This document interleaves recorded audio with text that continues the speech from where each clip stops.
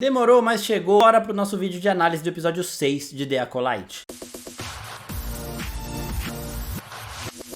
E aí, seus geeks, tudo certo? Eu sou o Marcos Veloso e demorou, mas chegou aqui a nossa análise do sexto episódio de The Acolyte, que tem 3 núcleos e diz muita coisa, inclusive algumas falas que geraram confusões no fandom.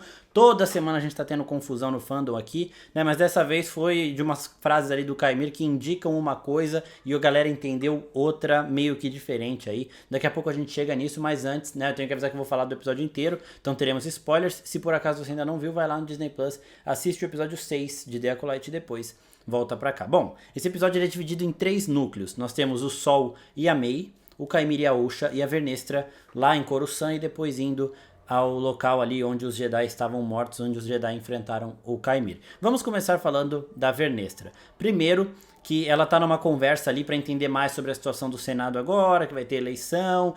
E eles estão falando ali do senador Raincourt, que aparentemente não gosta muito dos Jedi. E uma frase curiosa é dita aqui nessa conversa, né, pela pessoa que está conversando com a Vernestra, que é ali um político. Ele fala: os Jedi sempre foram muito transparentes com o Senado. E isso não é verdade, né? Ao longo da série a gente viu esses Jedi que respondem aparentemente para a Vernestra escondendo informações do Senado, né? Uma hora foi falado, né, que tinham que relatar o que estava acontecendo, da Mei estar sendo treinada aparentemente por um Jedi caído, né? Tinham que relatar isso para o Alto Conselho Jedi e a Vernestra fala: não vamos fazer isso porque senão teríamos que informar o Senado, né? Então eles mantêm essas informações aqui meio que em sigilo para eles tentarem resolver sozinhos. E essa frase aqui do político não é tão acertada. Os Jedi nem sempre são tão transparentes com o Senado, só que o Senado não sabe disso porque até agora todos os momentos em que eles esconderam algo, nada vazou, né? E a gente tem também o Sol claramente escondendo muita coisa. Ele tem muitos conflitos aqui, ele tem um passado que está me dando medo, né? Os momentos de ira do Sol me deixam ali com uma parada meio o que está acontecendo. Então essa frase veio aqui só pra gente meio que escancarar aí que esses Jedi específicos aqui, a Vernestra e o Sol principalmente, não são tão transparentes com o Senado quanto o Senado acredita que eles são. E aí nós temos a Vernestra ouvindo, né, chegando até a Vernestra a mensagem de que toda a equipe do Sol morreu e só sobrou ele, entre os Jedi que foram ali para aquela missão para proteger o Kelnaka. E ela fala: eu tenho que ir para lá agora, né? E o Padawan dela fala: você não se dá bem com viagem no hiperespaço. E ela fala: isso aí eu resolvo. E ela vai. Só que ela vai num desespero porque aparentemente também ela sabe que esta pessoa que matou todos os Jedi pode ter uma relação com ela, né? E aí nisso a gente tem que ir um pouquinho pro núcleo da Osha com o Kaimir para voltar rapidinho aqui pro da Vernestra e depois eu vou falar da Osha com o Kaimir com mais calma, né? Quando o Kaimir tá lá tentando seduzir a Osha pro lado sombrio de todas as formas possíveis, tá? Sedução física, emocional, falando diversas coisas ali interessantes para ela, ele tira a camisa e a gente vê uma puta cicatriz nas costas dele, né? Ele meio que dá uma flutuada na hora de falar se foi feita por algum Jedi, por quem foi feita, né? Mas essa não é uma marca limpa de um sabre reto, né? Essa é uma marca meio curva de um sabre chicote. E a única pessoa que tem um sabre chicote aqui é a própria Vernestra. E no final do episódio eles mostram ela usando numa cena muito desnecessária, né? Justamente pra quê? Pra mostrar que ela tem um sabre chicote que combina com a marca do Kaimir. Foi meio gratuito aquela situação e eu acredito que assim, pros leitores dos livros da República Alta e tudo mais, aquilo serve como uma referência. Caralho, a gente viu o sabre chicote da Vernestra aqui em live action finalmente. Mas pra boa parte das pessoas que não tem contato com isso e nem conheciam essa personagem antes da série, foi bem gratuito e eu acredito que essa cena tá aí justamente pra mostrar que ela tem um sabre de luz que poderia fazer este padrão de cicatriz nas costas do Kaimir, né? Então, por isso que ela poderia estar meio tipo: caralho, o que tá acontecendo aqui? Eu tenho que ver com os meus próprios olhos. Por quê? O que eu acredito é que talvez o Kaimir tenha um passado com a Vernestra. Em conversa com a Osha, ele falou que há muito tempo ele foi um Jedi, né? Então ele pode não ter se tornado um Jedi de fato, mas ter sido um Padawan, mas pelo treinamento dele, pelo nível dele aqui, ele pode sim ter chegado a ser um Jedi. E eu acredito que talvez junto com o Sol, né? Então os dois cresceram juntos ali na Ordem, e aí por isso que quando ele fala pro Sol: você não tá lembrado de mim, o Sol fala que sente algo familiar. Talvez eles possam ser família, e a relação deles é ainda mais antiga, mas talvez tenha isso mesmo, deles terem servido na Ordem juntos há muito tempo, como Younglings, como Padawans, algo bem antigo mesmo. mesmo. O fato do Sol ver o rosto do Caimir e não lembrar me faz crer que é algo ainda mais antigo. Talvez quando o Sol tenha sido levado da família dele, o Caimir seja um irmão que ficou ali ressentido e falando, pô, os Jedi não podem chegar aqui e tirar o meu irmão da minha vida, né? Então o Sol não lembraria porque ele foi recolhido pelos Jedi com 4 anos. Só que ele sentiria algo familiar porque se o Caimir é família, ele conseguiria sentir algo familiar. Então toda essa curiosidade da Vernestra aqui me faz crer que, sim, ela é culpada pelo Caimir ter ido pro lado sombrio e agora ela age como se tivesse um fantasma voltando para assombrá-la, né? Então acredito muito que ela fez essa cicatriz no Caimir, possivelmente ela pode ter sido mestre dele em algum momento, acabou vendo todos esses conflitos, essa inclinação dele pro lado sombrio e acabou expulsando ele da ordem. Eles poderiam ter tido uma treta ali, tipo o Obi-Wan teve com o Anakin mesmo, e ela acabou deixando essa marca nas costas dele. Pode ter sido feito por outra pessoa, mas este padrão não é de um sabre de luz comum, é de um sabre de chicote ou alguma outra. Ele pode ter tomado uma chicotada mesmo, né? De algum outro jeito ali. Mas se foi de sabre, não é um sabre normal, né? E a única pessoa que tem um sabre aqui que faz uns movimentos fora do padrão é a própria Vernestra. Resolvido do lado dela, agora vamos falar do Sol e da Mei. Primeiro que eu ainda acho que o Sol sabia da Mei a todo tempo. Ela tem uma puta cicatriz aqui, uma marca na testa que ela esconde com o cabelo, mas dá pra ver. E eu acho que ele sentiu isso, porque em nenhum momento ele fala onde está a Mei, né? E ele sempre trata as duas pelo nome, mas quando ele vê a Mei disfarçada de Osha, ainda lá na floresta, ele fala, onde está ela? Quem? A sua irmã, né? E aí ele sai meio assim atordoado, tudo bem. Eles vão pra nave. A única coisa que me deixa questionar isso é, tipo assim, ela fala, a minha irmã foi embora, né? E aí ele vai embora, eu não sei se ele deixaria a Osha ali sabendo que aquela era Mei ou não. Mas neste episódio, sabendo ou não, ele acaba descobrindo depois que era a Mei que estava ali e não a Osha, né? E quando ele descobre, ele apaga ela, ele prende ela e ele foge dos Jedi. Então, um momento antes ali, ele havia mandado um sinal para o conselho falando, ó, toda a minha tripulação morreu, todos os que vieram comigo aqui estão mortos e eu tô aqui com a minha nave em mau funcionamento. E aí eles mandam ajuda, que é a própria Vernestra que vai. Só que quando ele vê que é a Mei e ele prende ela, ele vai embora rapidinho. E é uma cena bem da hora, porque a gente vê ele saindo e no segundo seguinte a Vernestra chega ali do hiperespaço, né? Então eles acabam não se encontrando. E por que ele fez isso? Porque ele tá escondendo alguma coisa? Provavelmente tá, né? Mas eu acho que o motivo principal dele sair vazado é que ele quer ter tempo para conversar com a Mei para tentar trazê-la para o lado luminoso. E se a Vernestra vê a Mei matou a Indara, a Mei matou o Torbin, ela ia ser presa na hora, não ia ter conversa. E eu acho que o Sol quer tempo para conversar com a Mei. Eles têm algumas conversas ali. A Mei, desde o começo da série, vem mostrando uma inclinação pro lado luminoso, enquanto a Osha vem mostrando inclinações pro lado sombrio. Isso é bem legal, porque são coisas meio sutis aí. No primeiro episódio de Acolyte, quando a Mei mata a Indara, ela vai matar o dono do bar depois, e ela não mata porque ela vê uma criança ali, né? Então ela tem um pouco de empatia, pelo menos nesse sentido. Ela foi, matou quem ela queria matar, atacou as pessoas que atacaram ela e foi embora sem matar o outro cara que tinha visto ela e que poderia denunciá-la e que depois realmente a denunciou. Depois, quando a gente vê o flashback, a gente percebe que a prioridade da Mei sempre foi a família, né? E aí depois, quando ela descobre que a Osha tá viva, eu vi muita gente falando, por que uma hora ela tava no lado sombrio e depois ela decide ficar com a Osha, e teve outras pessoas reclamando do contrário. Por que se ela já tinha visto a Osha viva, por que ela foi ainda atrás do Keonaka pra matá-lo?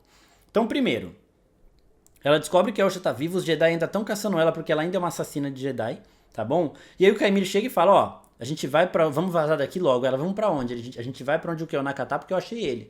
Pô, ela tá fugindo dos Jedi, ela foi, né? Ainda tava raciocinando muito o que ela ia fazer, com um pouco de medo do mestre dela, então ela foi ali com o Caimir. No momento em que ela chega lá, ela e o Caimir, eles estão pensando muito, né? E o Caimir tá vendo esse conflito nela e fala, você tem um trato com o mestre, você não pode traí-lo. Ela, não vou trair não sei o que. E ela continua pensando. No momento em que o Caimir sai e deixa ela sozinha, que ela consegue pensar com um pouco mais de clareza, ela fala, não, minha irmã tá viva, foda-se isso aqui, eu vou me entregar e vou ficar do lado dela, né? Não tenho mais que fazer isso porque eu estava me vingando pela morte da minha família toda, só que a minha família tá viva, a Osha tá viva. Então eu vou voltar pra ela. Então, essa mudança no tempo que ela aconteceu faz sentido. Estava raciocinando as ideias e ela sempre mostrou que a família era a prioridade, e ela ainda mostrou também esse pouco de empatia nesse primeiro episódio. Enquanto a Osha, desde o começo, vem mostrando conflitos, não consegue abrir mão da vingança. Toda hora que ela fala da Mei, ela fala com muita raiva, são sentimentos que os Jedi não podem ter. Ela, inclusive, foi tirada da Ordem Jedi, né? No começo ali da série, ela fala que ela saiu, mas a gente descobre que a Indara e outros Jedi tinham votado para ela sair porque sentiram também alguma coisa nela. né? Então todo esse conflito dela, que o Sol vira e mexe tá apontando, ó, você não pode sentir isso é vingança, vingança corrompe o coração, não sei o que. A gente vê isso muito vivo na Osha, e ela saiu, removeram ela da Ordem Jedi, porque provavelmente eles sentiram este grande conflito nela, e o Kaimir também sentiu, e ele traz ela para o lado dele. Aparentemente era sempre ela que ele quis, né? Ele estava ali com a Mei, porque a Mei ele teve um acesso e era mais fácil de se manipular nesse momento, porque ela queria vingança e nem imaginava que a Osha estava viva, mas quando ele encontra a Osha, ele primeiro já mostra desde de sempre o rosto pra ela, já tinha visto lá também, não ia mudar nada, mas ele começa a contar muitas coisas pra ela que ele não contou pra Mei, né? Sobre como funciona o Cortoses, como isso bloqueia os sentimentos, como os Jedi afetaram ele e afetaram ela. Então ele tem um passado muito mais parecido com o da Osha do que com a própria Mei, então faz mais sentido também ele se abrir pra ela dessa forma toda. Mas ainda no do Sol, com a Mei, tem um momento que o Sol fica sozinho, né? E todas as cenas dele sozinho a gente vê muito conflito interno. A gente vê ele lidando muito com os fantasmas do passado. Ele dá um soco na mesa. No episódio anterior ele quase matou o Kaimir na porrada. Ele vai pra dar um sabre ali completamente frio, algo que um Jedi também não faria. E a Osha para ele. Então o Sol esconde muita coisa, né? Tanto a Osha quanto a Mei perguntam pra ele o que realmente aconteceu lá na cidade natal, no planeta natal delas, e ele evita falar sobre isso. Então realmente tem alguma coisa aí. O Kaimir também passou por algo na vida do Sol, porque ele fala pro Sol, você não lembra de mim? E o Sol sente algo familiar. Então, sim, o Sol esconde muita coisa, e a atuação do Lin Jun-jai é fantástica. O cara é foda. Quando ele tá parado olhando assim pro, não é um espelho, né?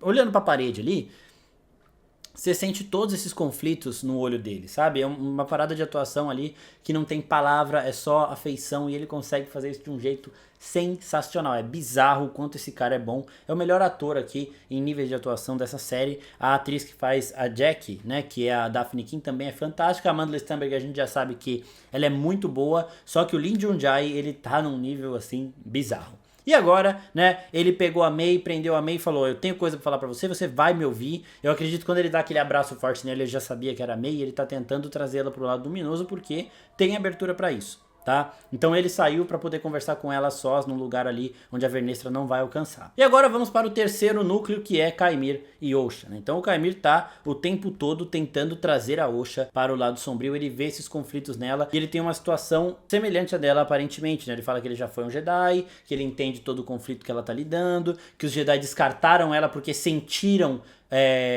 esses conflitos internos que um Jedi não pode ter, né? Ela fala que eles tiraram ela porque ela falhou, né? E aí ele começa a entrar na mente dela, ele vai conseguindo aos poucos seduzi-la de todas as formas possíveis. O planeta que eles estão ali, aparentemente, é Baldemic, que é um planeta ligado ao Darth Plagueis e ao Darth Tenebrous, que são os Sith dessa era aqui, né? A gente sempre tem a regra de 2 do Sith, que é diferente do poder de 2, tá? Daqui a pouco eu chego lá.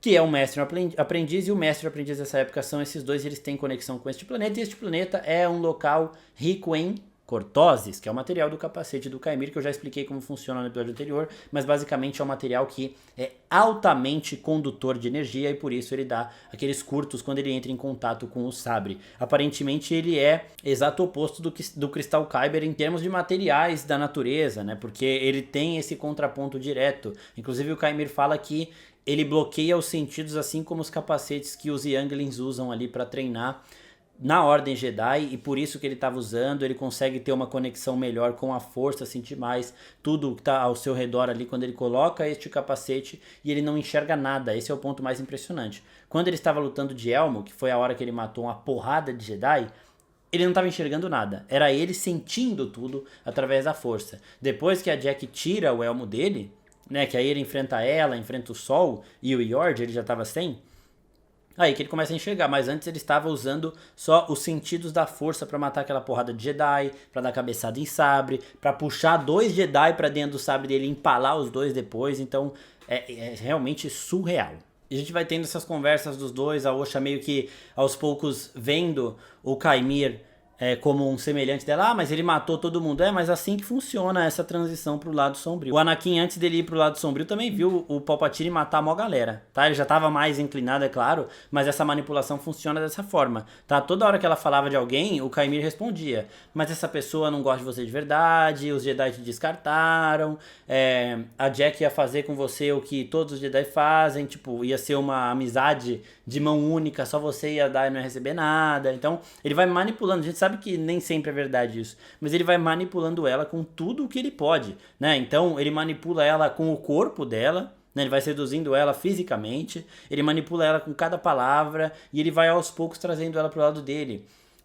Ele segura o braço dela no momento do sabre, não de uma forma agressiva para tirar o sabre, ele deixa ela fazer isso, né? A gente vê o sabre tremendo por todo o conflito que tá dentro da cabeça da Osha, mas ele vai fazendo as coisas de uma forma muito mais sensível do que era com a Mei. Com a Mei era distante, eles não se aproximavam, até talvez por medo dele ser reconhecido. E ele falava para ela: vai matar os Jedi, quando você conseguir matar alguém sem arma, você volta e seu treinamento estará completo. Com a Osha é uma parada muito mais próxima. Então ele está querendo trazê-la para cá com um empenho maior, porque ele sabe que ele tem mais como manipulá-la do que no caso da Mei. Enquanto a Mei tinha a Osha como prioridade, a Osha tem a Mei como o alvo da maior vingança dela. Né? Ela ainda não sabe muito bem o que aconteceu, mas ela claramente não perdoou a Mei, e todo esse conflito vai ajudando o Kaimir a conquistar ainda mais espaço dentro da cabeça da Osha. Né? E aí ele fala de como o elmo funciona, inibe todas os outros sentidos e tudo mais, ajuda você a se conectar mais com a força.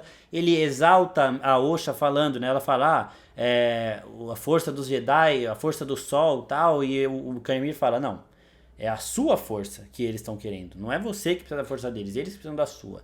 Então ele vai meio que mostrando como ela é especial e como os Jedi a temem por conta do poder que ela tem, né? E não é o contrário. E aí nós chegamos na parte que ela pergunta pro Kaimir o que ele quer e ele fala: o poder de 2. O poder de 2 está mais conectado a uma díade da força do que a regra de 2 do Sith. O poder de 2 a gente já viu o Palpatine buscando na trilogia sequel, quando ele vê a díade na força, que é o Kylo Ren e a Rey, né? Ele fala: com o poder de 2 eu vou, o verdadeiro Sith eterno, né? Será reerguido, alguma coisa assim, mas ele fala do poder de 2. No episódio 3 de The Acolyte a gente tem as mães também da Osha e da Mei falando, né? Poder de 1, poder de 2, poder de muitos, né? Então o poder de 2 é uma coisa, a regra de 2 é outra. Não é porque ele falou do poder de 2 que ele é um Sith agora e tá querendo uma acólita para desbancar os 2 Sith que existem nesse momento. Pode ser, mas ainda não é. O poder de 2 é uma coisa, a regra de 2 é outra. Ele quer uma díade na força. Então ele quer achar alguém ou que se conecte com ele a ponto de ser uma díade, ou ele quer a Mei e a Osha, que são uma díade, né? Aparentemente elas são uma díade. Então o que ele quer é o poder de 2, então ele quer ter uma conexão tão forte com alguém para alcançar isso. E tudo isso me leva a crer que ele sabe que a conexão que ele pode ter deste poder de 2 é com a Osha, não com a Mei, que ele estava usando a Mei a todo tempo para poder chegar na Osha, né? Aquele primeiro momento que ele encontra a Osha é muito significativo, quando ele ainda estava fantasiado de contrabandista, ela se disfarça de Mei para ir conversar com ele, que ele vai se aproximando. Tava na cara que não era Mei ali, né? Eu falei: pô, o cara é inocente, vai sair contando tudo assim, mas ele foi chegando perto, e aí ele chega e ele fala: nossa, você é tão parecida com ela, e ele, Osha, ele fala com passa uma ameaça que ele não tinha passado até então. Então por isso que eu acho que o objetivo dele sempre foi a Osha, porque ele sabe que as coisas, a relação que ele tem com ela, o passado dele com o passado dela. Eu vou falar mais sobre o poder de 2 em outro vídeo, porque é um assunto meio extenso, mas o Kaimir estar atrás do poder de 2 não significa que ele é um Sith querendo fazer a regra de 2. São coisas diferentes que confundem por conta do 2 estar aí na parada. Né? E aí uma coisa interessante que a gente tem também, voltando pro lado da Vernestra, é que quando ela chega na situação da batalha, ela começa a ouvir o que foi falado ali, né? Então aquilo é o eco da força que a gente vê nos jogos de Jedi Fallen Order, a gente vê a Ahsoka usando também. Um Jedi poderoso o suficiente consegue meio que ouvir as memórias que tem em locais, né? Então se você chega num local que teve uma grande batalha e você se concentra e entra em sintonia com a força, você consegue ouvir tudo o que aconteceu ali em algum momento no passado. Não precisa ser recente, não, pode ser há muito tempo, né? Então a gente vê a Vernestra meio que ouvindo tudo que rolou ali e eles questionando, né, que algum Jedi poderoso caiu para matar todos os outros, e eles colocam, né, o Mok, que é o padawan da Vernestra, fala: será que foi o Sol? E ela fala: isso é uma acusação muito forte, mas ela não fala pra ele: para com isso, tira essa ideia da cabeça. Por quê? Porque talvez ela queira ganhar tempo para resolver o problema dela e ela saiba quem realmente foi. ela sabe que foi o Caimira, mas ela não quer ver esse fantasma vazando pro resto das pessoas e não quer ver esse fantasma a assombrando de novo. Então talvez ela queira resolver isso com as próprias mãos e vá caçar o Caimir para acabar com alguém que no passado teve uma certa importância para ela, importância que fez com que ela deixasse aquela cicatriz nas costas dele. E aí no final do episódio a Osha coloca o elmo do Caimir ali, aquele elmo que isola tudo, que deixa só a pessoa com a conexão com a força ainda maior ali, inibe os demais sentidos. A gente vê que o Caimir não estava enxergando realmente nada na luta contra os Jedi e o episódio termina com ela dando aquela clássica respirada bem parecida com a que o Darth Vader dá quando ele coloca o seu capacete pela primeira vez. Por conta da música tema do Kylo Ren que tocou aqui de novo e por conta de toda essa liberdade que o Caimir prega, eu acredito ainda que ele é o primeiro Ren, que ele pode estar tentando sim seguir o caminho do Sith, mas que em algum momento ele pode entrar em contato com o Plagueis e com o Tenebrous, não conseguir vencê-los, ou acabar vendo que a situação é diferente e ir por um outro caminho, criando uma nova noção da força, uma nova forma de lidar com o lado sombrio, que é a origem dos Cavaleiros de Ren. Então acho que isso ainda vai acontecer aqui, tá? Porque ele se inspira muito no Sith, a gente pode ver que os votos dos Cavaleiros de Ren, a forma de agir, os capacetes para esconder a identidade e tudo mais, eles são parecidos com o Sith. Eu falei todas as semelhanças e diferenças no outro vídeo que tá linkadinho aqui em cima, depois assistam, mas tem algumas diferenças significativas que combinam muito com o que o Caimir prega. Assistam lá depois, se inscrevam no canal se gostaram, espero que tenham gostado e até a próxima, pessoal. Tchau, tchau.